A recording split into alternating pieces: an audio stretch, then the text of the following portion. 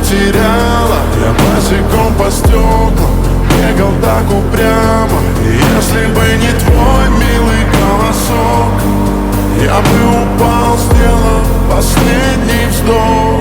И звезды мирно падали, как